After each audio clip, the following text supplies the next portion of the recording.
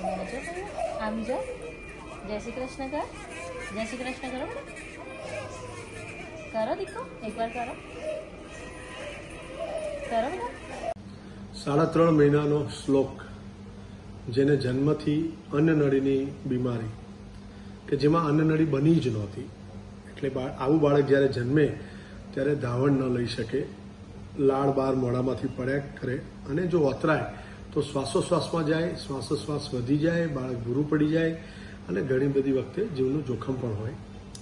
એવી પરિસ્થિતિમાં ગભરાયેલા મા બાપ શ્લોકને સિવિલ લઈ આવેલા અને એની પહેલી સર્જરી કરી અને ગળાની અંદર કાણું પાડી અને નીચે હોજરીમાં એક ટોટી મૂકી અને એની પ્રથમ સર્જરી કરવામાં આવી, જેથી કરીને મોઢામાંથી લાળ ગળામાંથી નીકળે અને ટોટી વાટે એને દૂધ આપીએ અને એનું આગળનું જીવન ચાલે.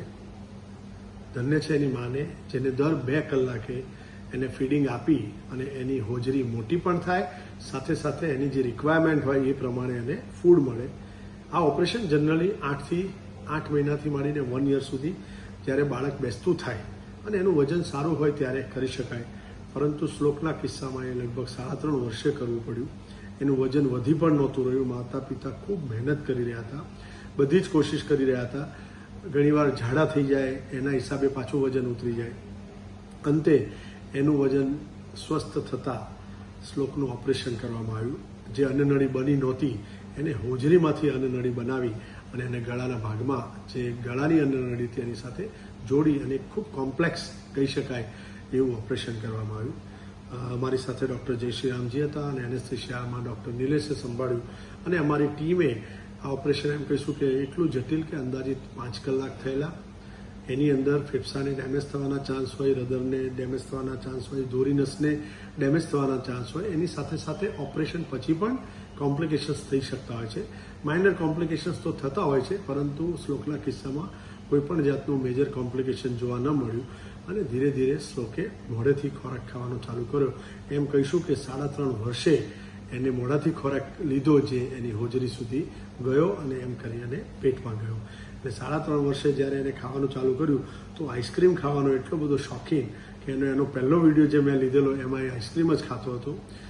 પરિવાર ખૂબ ખુશ થઈ અને અહીંયાથી ડિસ્ચાર્જ લીધું છે.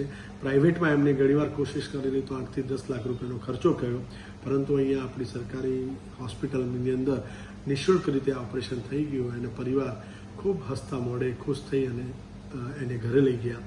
ડિપાર્ટમેન્ટની વાત કરીશ તો અંદાજિત 2200 થી 2400 સર્જરી દર વર્ષે થતી હોય છે અને આ પ્રકારની ગેસ્ટ્રિક પુલઅપ ગયા વર્ષે પણ 3 થઈ, એના આગલા વર્ષે પણ 3 થયેલી. એવું કહીશું કે આની અંદર સારામાં સારા સેન્ટરની અંદર પણ એનું સર્વાઈવલ 40 થી 50% હોય છે. આપણા ત્યાં અહીંયા જેટલા બાળકોને આ ઓપરેશન કર્યું છે, અમે એને જે હોજરી છે, જે ગળાની વચ્ચે આવેલું હાડકું છે એની નીચેથી લઈ અને ગળા સુધી લઈ જઈએ છીએ અને આ કિસ્સાઓની અંદર આ ઓપરેશનમાં સિવિલ હોસ્પિટલમાં દરેકે દરેક બાળક અત્યાર સુધી બચી ગયું છે.